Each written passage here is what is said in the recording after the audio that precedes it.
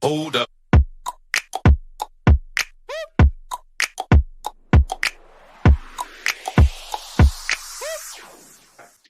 Hello everyone. I hope everyone is safe and sound during these tough times. I'm Yash Jain, and on behalf of Aurangabad branch of WRC of ICI and Aurangabad Vikasa, I welcome you all to our podcast series What After CA.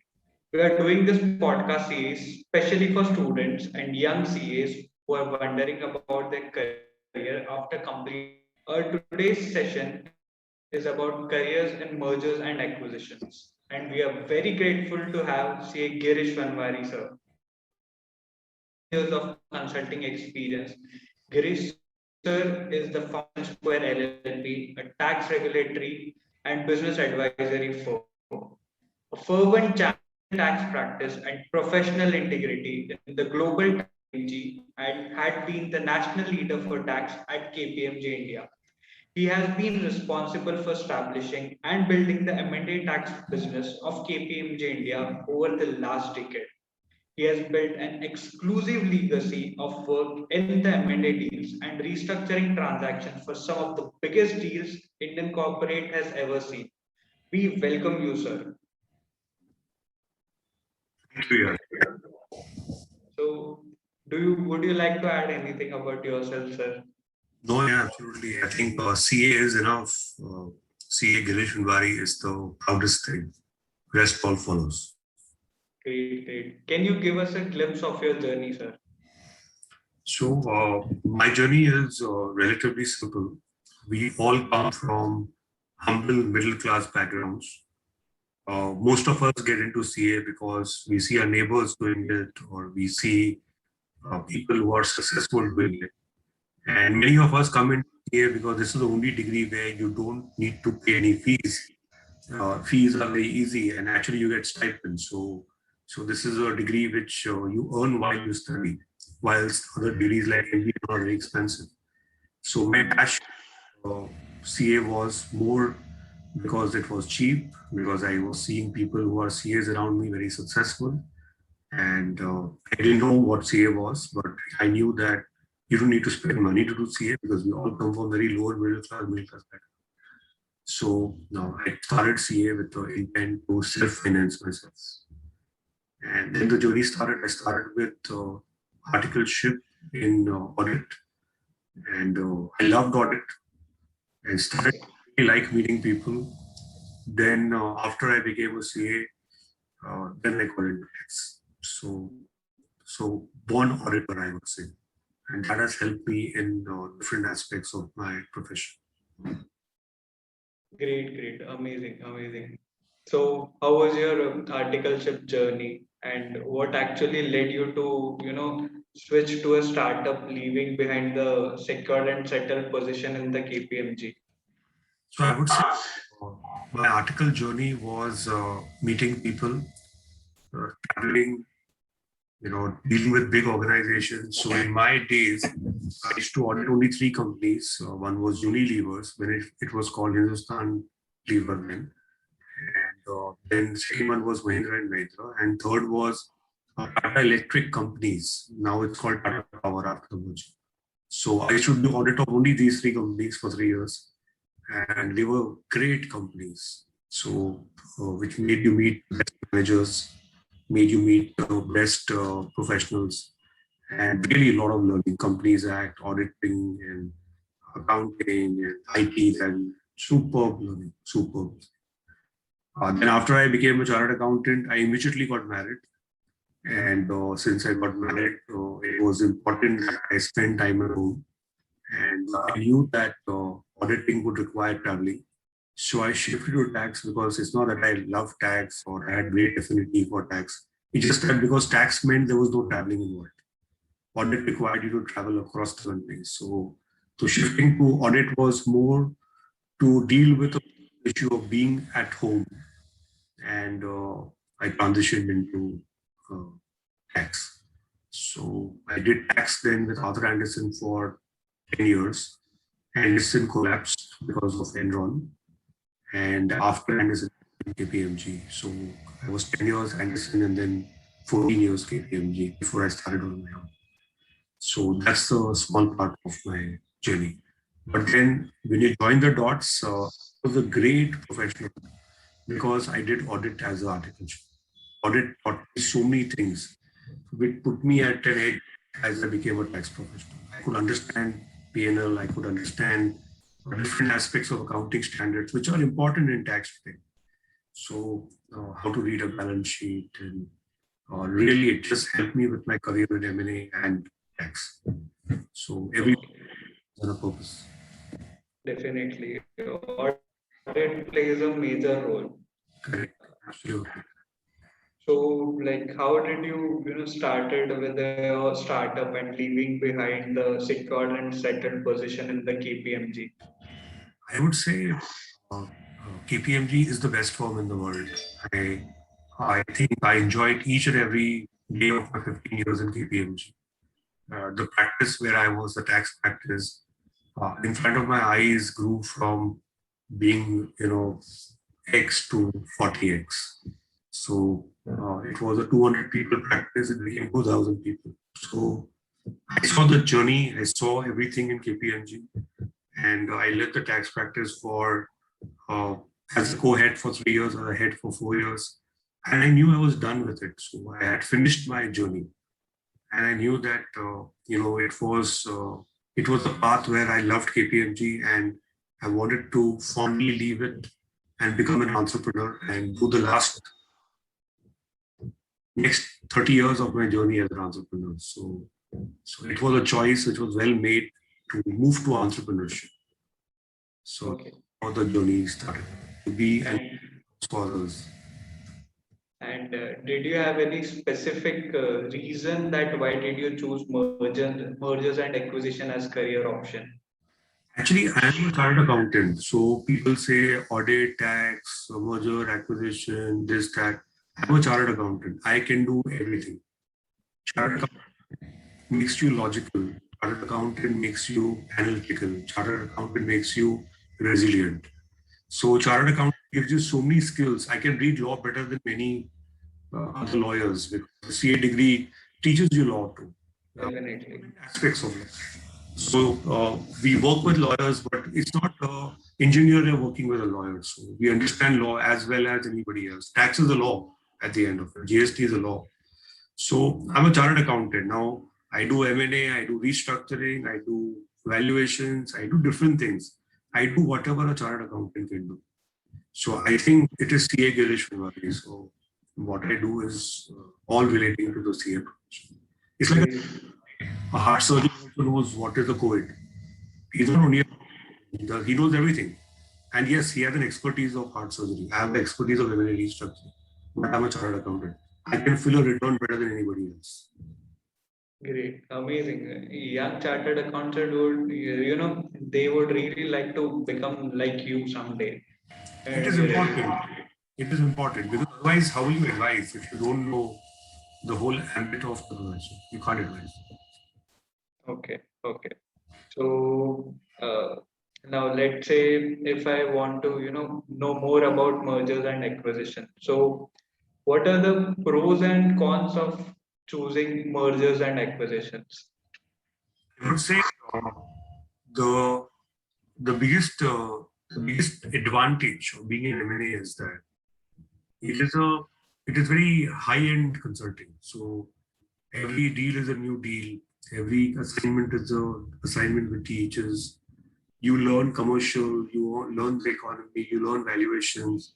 You learn very fine aspects of the profession. So the learning is very high. The number of people you meet are very sophisticated, and you are extremely quick and high on the learning curve. There's no boredom in it. That's the biggest advantage. And second is when your deal comes to the front page of the newspaper or on CNBC in the ticker, that's the biggest high of a profession. So you relate to it, oh, I did it.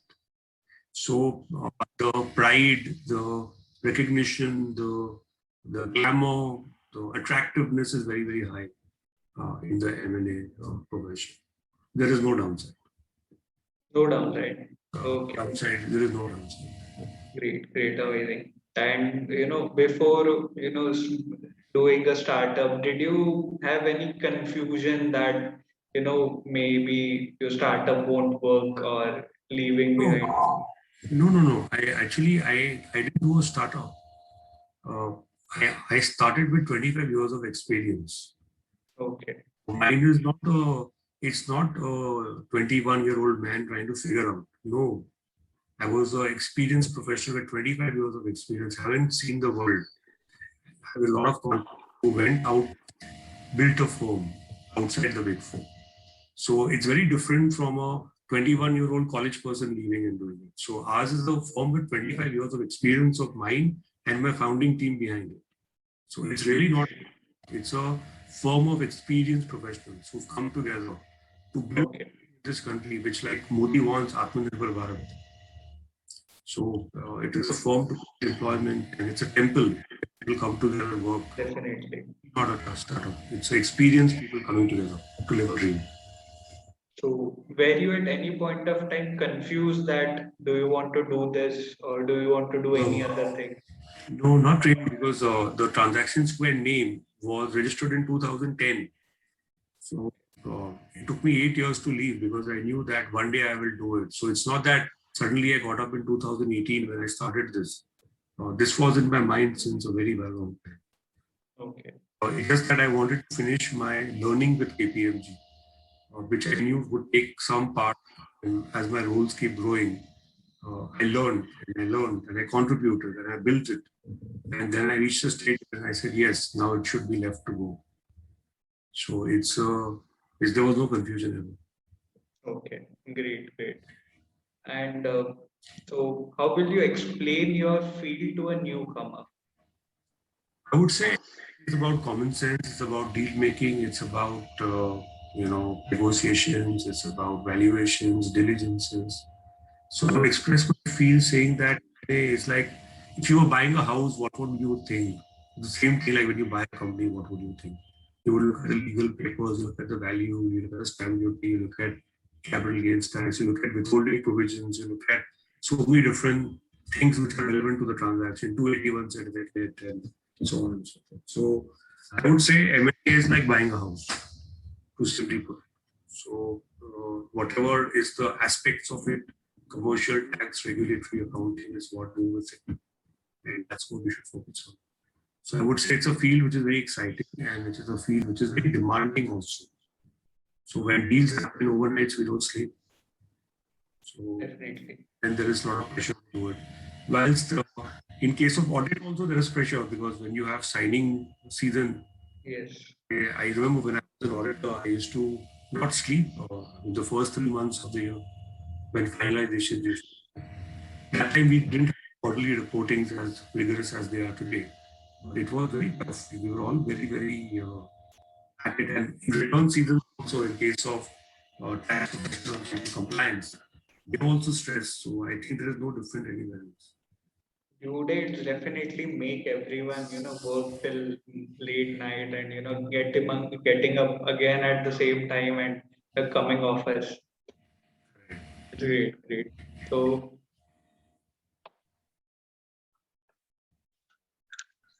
can you elaborate what is covered in transaction advisory services and the process involved in it? So I would say transactionally advisory services, there's a strategy portion to it first. Which company to acquire, which company to sell, which business to build, which business to sell. So strategy.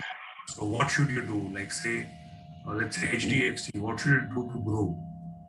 What should do, what it should not do, where it should be, where it should not be.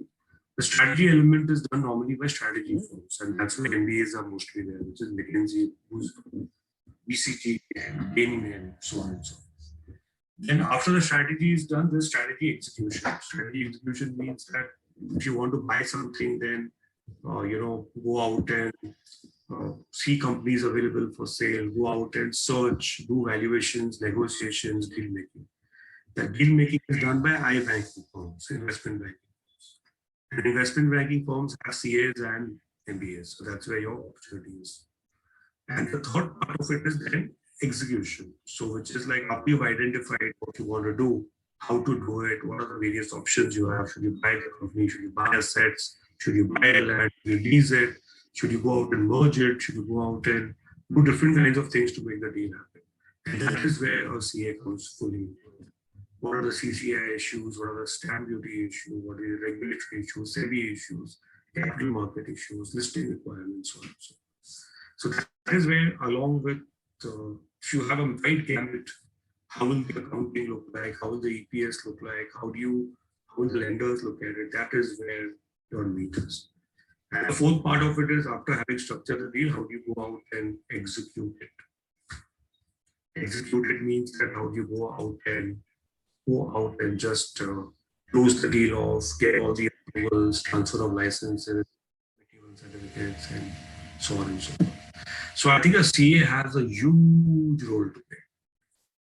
And it is post-merger compliances like you transfer licenses, GST, and integration, and how do you make HR plans together, and how do you make sure supply chain is integrated, how do you make sure synergies are there.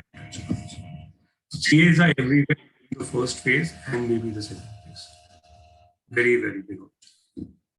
So, your normal timings during season and off season, like they'll vary very much. Actually, the season in M&A is 24/7, and there is the thing is, I would say CAs should not look at service lines or debit tax, not the right way to look at it. CA should not look at M&A, compliance, this, that. CA should look at it, how do they build trusted relationships? So your client should be your friend forever. And how do you help your client succeed with various aspects of regulations, tax, and business? So if you are in that zone with your client, then there is no season. Every day is work. So you should have clients where you are everything to that client, as far as whatever he needs from a tax, regulatory, accounting, and business perspective. So I don't think we have seasons of seasons. We are busy through it because we build relationships and not only worry about the transaction. So your normal working hours will be at least 8 to 10 hours a day, or maybe more than that. 8 to 10 is regular. I think each professional works around 16 to 18 hours a day, and it's quite rigorous. It's quite rigorous. Work because you love what you do. So there is no problem. That's true. Each one works at his own pace, and you should never worry about hours and all, because there are different phases of life which you go through. Like say when you get married, then yes, you take a little bit slow down, you work for 6 to 8 hours a day. When you get a child, then you also slow down because you support your child. Somebody is not well in the family, then again you take it easy. So each one paces himself according to his family circumstances and his priorities.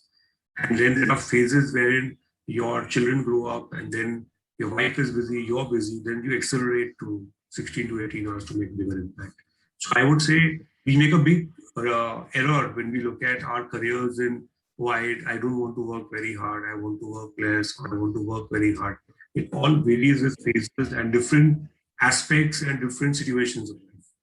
Nothing is right or wrong. It's what works with for you at what point of time and what makes you happy. Okay, great.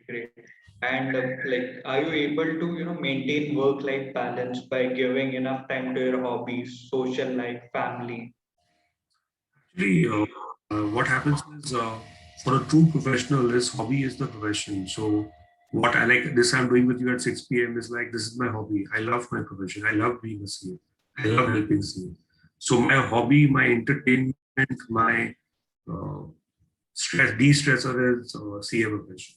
So it really, it's how you look at it.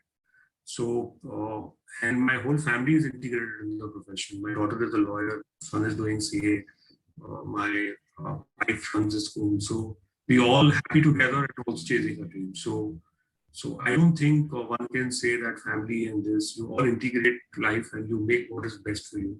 As I told you, it keeps changing for a period of time. So I think this is not work for me. And would be the average income of your profession?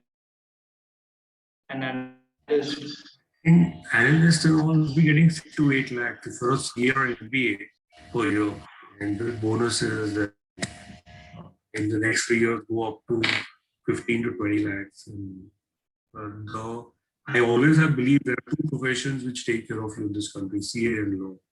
There is no third profession. I see so many MBAs who come to me. So many MBAs who come to me. Okay. So, like, if any CA who wants to change his field to M&A later, let's say after 3 to 4, so whether he can do so by shifting, let's say, audit department and what experience. I mean, you can do what you want, and the thing is, what I'm trying to explain to you is that it's not that M&A, CA, shift from audit tax. You are a CA. You help clients. So helping clients, you help clients. So within that, it's all blurred. When I hire to do something, in one assignment he learns it. But if that guy asks me these questions like, oh, what will happen? Imagine if you went to a doctor and the doctor told you, you are about to get your high fever and the doctor said, "Nahi, hum to 6 baje band kar lete hain." How would you feel? Would you go to the doctor again? Or the doctor say, no, I am only this non-COVID doctor and I don't know anything. The doctor is supposed to give us patients. So if you don't love the profession, we don't want those Okay. people who are dedicated to them. What will be the process if CA after working in a department, if he wants to join M&A? How can he join the department? You should apply. See, the thing is, in smaller firms like ours, when I say not smaller, in more client agile firm like ours, more like you, and then you can grow from there. Okay, so start from a boutique investment firm. Yeah, absolutely. And maybe start and end there also, just work hard there. Okay, okay. So, and so what is your fee structure when you charge your clients? Is it on a percentile basis or? It's all varies here. It all varies. So there is no uh, it's just that if you do good work and you're honest with the so just help others and just help others succeed. It's a way to look at it, but long-term business relationships are built on win-win. And if you add value, you always get value in return. So it's a mix of everything, but it's quite varied. Example, if IPO is coming up of any company, of Zomato, so what do you think you would charge? Investment, but now we are not investment bankers. We don't raise money. Investment banking commission is 4 to 5% of the money raised. But we are not investment bankers. Okay, okay. We don't raise money. We don't do deals. We are into deal support. So we are into M&A deal support, and it's a different field altogether. Okay, okay. Banking is very, IPO is very different because you take a risk of underwriting also. That's true. So, can you explain in brief how the process is actually carried out during a merger? So, merger process, first of all, you decide who you want to merge with or evaluate all options. And then you decide what are the pros and cons of the options. So, if you have company A and company B, whether merges into A merges into B or B merges into C, A and B merge to a total C, different C. And then you come up with pros and cons, come up with the durability of it, and then you have option recommended. Normally, mergers work out, you do valuations, you get it approved by the board, and then the NCLT process starts, which in listed companies you go out and take approvals of BSE, SEBI, NSE, and then apply to NCLT, credit approval, shareholders approval, tax office approval, eventually the NCLT. The whole process is managed by firms like ours, actually. Okay. And during an acquisition, so does it differ from merger and like the approvals and everything? Is SEBI involved in acquisition also? Yeah, in acquisition, takeover board is relevant. SEBI approvals are important because if a open offer is triggered, like what you read in the newspapers, Reliance acquiring Chista yesterday, that triggers an open offer. SEBI approvals are required. In many cases, CCI approvals are also required. FEMA approvals are also required. So a lot of regulations which pay, and those are very important as you know. So Okay. the NCLT, which is for mergers, for acquisitions, there are other things also. Okay. So for staying updated with GK, what would you advise that? I would say continuous learning, meeting people, reading newspapers, or reading magazines, seeing Any newspapers which you would like to advise? topics. I would not worry about newspapers or regulatory updates, tax updates. If we will all become redundant in 10 years, that is the future. Have to change. And if you think that you will sit at home about work-life balance, तो बहुत पीछे रह जाएंगे. पीछे रहेगा क्या हो गया? So It's very complicated. So you advise CAs who work in this field? What is the selection criteria for hiring CAs? Say the passion you are having in your mind, don't even consider M&A because M&A is like a physician. In 15 minutes, he charges you kind of an attitude. And if you have these kind of questions, because M&A stretches you. So passionate, if you are hungry, if you want to make a unicorn of yourself, if you have big dreams, if you want to achieve very big things, want to move to a better future, you must go out and do it. You are a CA, you are the best. Aggressively.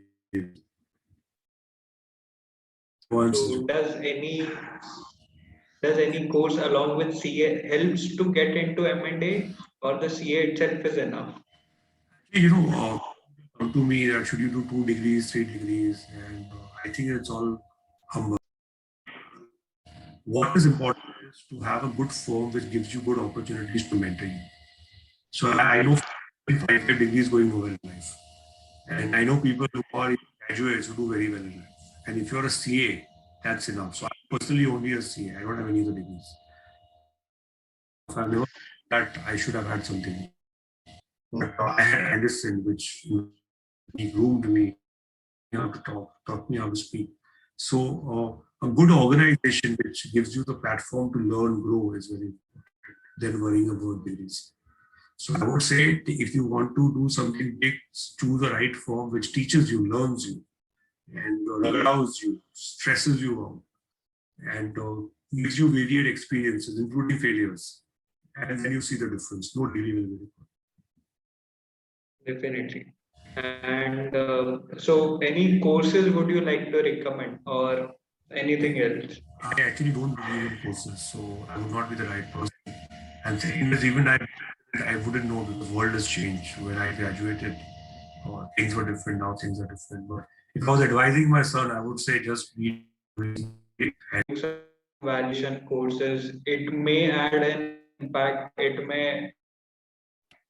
If I have to recruit you, it doesn't matter. So if I had a CA and a CFA, if I had a good CA who's well groomed, who's passionate, hungry, I would hire him.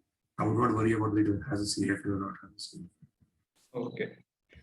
But if I have a dummy articleship who's come, sat at home and you said I've studied CA finals for 2 years, I've not done any work, I don't need him. So, what are the risks involved in working in M&A? Like any overnight changes of any rules and regulation compliances, maybe skill. That's the risk in everything, not only M&A. Changes are evident, and with the digital economy like ours, things will change, things will get better, worse. So I don't think that's a risk in M&A. That's a risk in everything. So, any incident with you that SEBI announced a rule which had a major impact that changed everything? It happens every day, but we tide over it. There's a way out of everything. Okay. And are there any myths about your field that you would like to bust? No, there's, I think it's a dream to be an M&A professional. There is no myth. There's only an excitement. There's only or It is definitely considered to be one of the cream field, like the creamiest field. yeah. I think there is no myth. It's an honor to be a CA. It's an honor to service clients, and I think we are lucky that we have such a great opportunity ahead of us in India, which is just emerging. I don't see there as any myth. Okay. Are you able to handle work pressure and stress? How do you maintain your As I productivity? told you, I don't look at uh, like if I have to look at it, I don't look at work pressure, stress, work-life balance. I don't ask myself these questions. This is life for me. So there is no, I don't. It is no pressure. It's no pressure. You need It's to pressure. love your work, then you can excel in Absolutely. everything. Absolutely. Absolutely. There's no work pressure. I don't feel like that at all. Not a Now, the greatest field in finance. So, impact can it have on one individual? I think as I do many different things. So like today I'm a great MA. Tomorrow I may do family office. I may do funds. I don't life completely. I just feel that we should go out and service clients. And as it always evolves, always grows. And you grow with don't box yourself into this or that. Just keep learning it. And in M&A you learn. So you will be very different than what we're doing. So, now during this COVID, working from home in a longer duration, a possibility. So we don't have work from home. We were say where closed. We were all open working. We traveled with our TPCR reports. We traveled for medical meetings. So, like suppose it's like a doctor. Like if you have high fever, you're doing a Zoom with a doctor, then going to a doctor who touches you and feels you and gives you medicine. So work from home is a weak excuse according to me. It works in some cases where the judgment is not an important part. In M&A restructuring, judgment is very important. Should you do it or not do it? Is it good or bad? Where judgment is important, physical meetings are very important. Where it is totally compliance, there one can say that it is not important. So what I do is a lot of judgment. So we don't have a choice but to meet clients. Okay. CA student work. Many of them are 15 turns across our practice. Great. And where can one find such a opportunity? Word of mouth, friends, it happens. Your firm can also create these study, succession planning, put into a study. So, I know at any point of time, did you regret choosing this field, Never. working this field for all your life? Till I die. Amazing, amazing. And now, okay. I think a CA can never have an unless a CA does it wrong, that is borrows monies and takes risk. In It's who want to pursue their career in this field. it's okay to make mistakes. So you may feel that, oh, should I do this or not do this? If you feel you want to try it, no problem. You can always change. So there is no point of time in your life taking risk. It's okay to do mistakes. It's okay to learn. It's okay to correct the path. But it's very important to work very hard. It's very competitive. So yeah, generally what happens is when someone passes out the CA final exam, so what he or she is confused that what they want to do.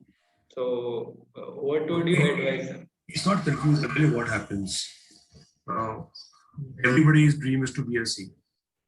So you study very hard. Your mother pays for you. Your father pays for you. You give your exams. You fail sometimes and you pass again. And when you become CA, you think you're the Raja of the world or Rani of the world. You think you achieved something very big in a very competitive world. Then you start deciding, I will do this, I will choose this, I will choose that, choose this organization, choose that organization. You become very choosy. And that's where you go wrong. That's where you go wrong. I think after you become a CA, life, the struggle starts. And choose a great firm which is going to teach you. And don't worry too much, don't judge it too much. Take the first job, get going with it. And then it evolves. And the right paths start coming. So I think many of them who come to me that, I will do only this. People come to me for interview. Why should I join M&A? Of course, don't join. So it's ridiculous to even ask that question, but there's a queue of people wanting to join. So then people lose their path. So I decided when I became a CA that I will get to the first job which I get. And then I will grow with it because it's okay to go wrong. I can always change the job if I don't. Definitely. So I think we get stuck and that's why we lose the path. So I know many people who are 1 year in home because they are choosing for the right person. These were such amazing insights. Amazing. I got to learn many great things about you and about this field. And even everyone hearing us would be glad to, have you as a speaker. So thank you, sir, for this amazing session, for taking out your precious time. I'm sure our viewers will stay tuned to watch interesting episodes of our podcast series, What After CA. Uh, I guess that's it, sir. Wish you all the best. Wish you all the success and take care and do well in life. Thank you so much, sir. Bye. Bye. Hold up.